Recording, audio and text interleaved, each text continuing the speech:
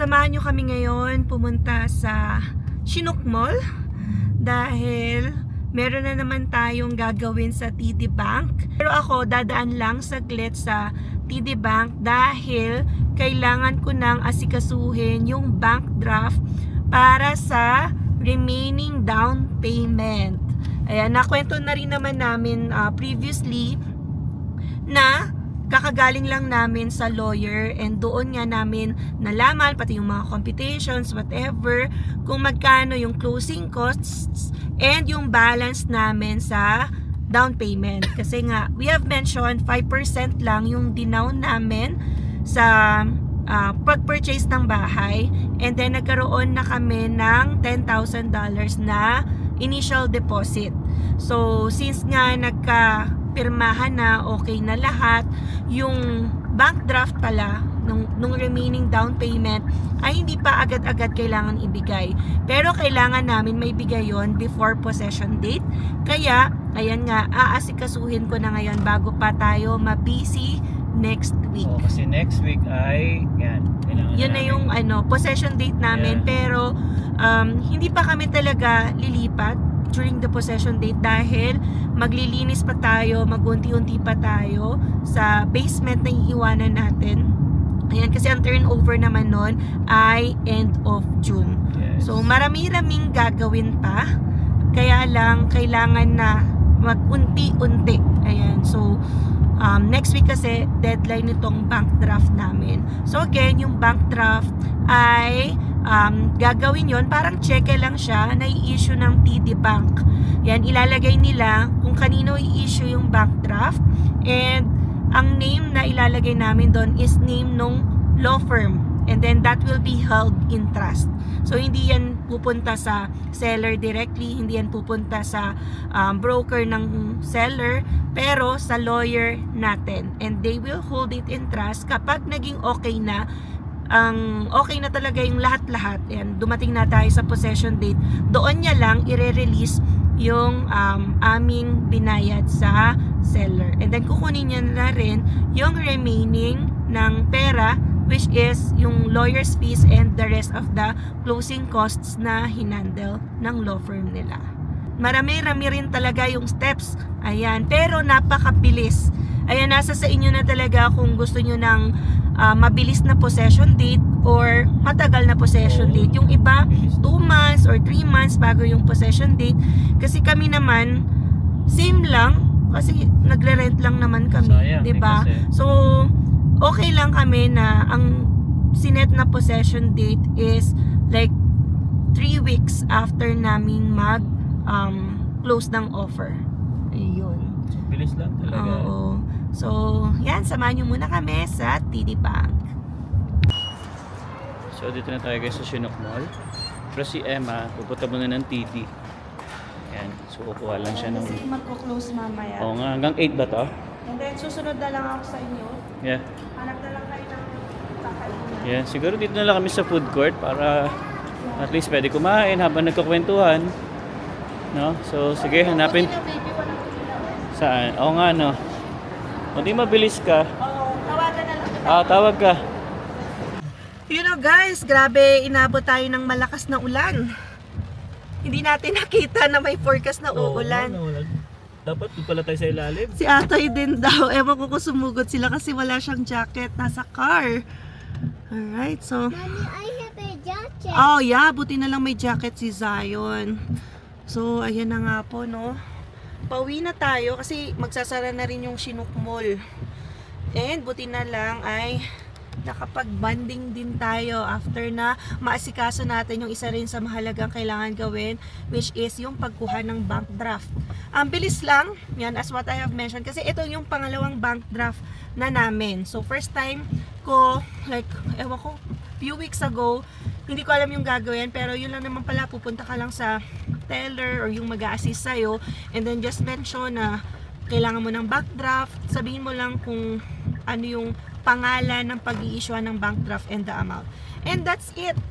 So parang 5 minutes lang kami nawala, no? Saglit lang, oh. Tapos nag-CR lang si Zion. So, charge lang din ng $95. So, $10. Yun na yun, yung charge for bank draft. So, ngayon, kailangan lang namin planuhin ni Alwin kung kailan namin madadrap yung draft sa law office. Kasi, lagi kami nga yan. Until 5:30 kasi yung work ni Alwin, and then 5:45 pick up kay Zion. So, sarado na yung office. So, baka sa ibang araw na lang. I think Monday na namin to mabibigay, no? Kasi walang pasok si Alvin nun. So, ito na yung sasakyan nila Ate Mary Ann. Guys, so, parang ngayon lang tayo naabutan ng ulan, no? Para, tsaka ang lakas ha. Ang lakas ngayon ng ulan. First time to. Which is hindi kami prepared. Yeah. So, mahirap pag magko-commute ka. Tinawid na nga lang namin to kasi di ba nag-park kami sa harap. Hindi namin ina-expect. Kung alam lang namin, nag-park kami sa underground. Oo.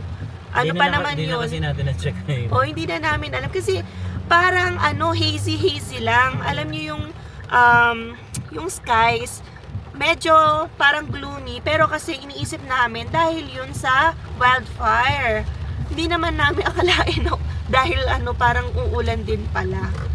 Ayan. So anyway, buti na lang may mga jacket din kaming dala. Lalo na si Zion. Ayan. So ayan guys, no, nasa last step na pala tayo bago mag-possession date. So ito, naasikaso na natin ang ating remaining down payment. And after that, we will have a walkthrough. Yes. Yung walkthrough, magbe-visit kami ulit sa property 24 hours prior sa possession date. So, gusto lang namin i-check lahat ng kung ano-anong gamit doon, yung property, kung nandun pa, kasama ang realtor. So, isasama ulit namin kayo sa walkthrough na gaganapin na yon next week pa naman. And yung paglalagay siguro ng, bigas, asin, asukal, water, and then meron ding holy water na ibibigay si Saren. Bible. And meron na rin akong pocket Bible. May rosary. So yun yung mga kailangan unahin daw religious items, and then tubig, asin, asukal, bigas. So yun ang ipe-prepare natin at idadalin by possession date. Yes. Yan, yun daw yung maunang ipasok. Pero magdadala na rin kami ng mga ibang gamit. Yan. Ang main kasi namin, lipat talaga is weekend. Pero kasi since possession date ay May pasok matatapat kasi. sa weekday. Oo, may pasok kasi ako. Kami ni Emma, may pasok. So, alanganin siya. Kaya plano namin ni Emma, yung gabi na yon, after work, is magdadala kami ng yung mga kung ano yung may kakasya dito sa sasakyan. Oo. Yes. So, in-advise na rin kasi kami ni Kuya Daniel na yung possession date namin, meron pa kaming allowance dito sa nirerentahan naming basement apartment para hindi kami mataranta sa paglilipat kasi maglilinis pa tayo. Yan, kaya may parang allowance din na more than 10 days.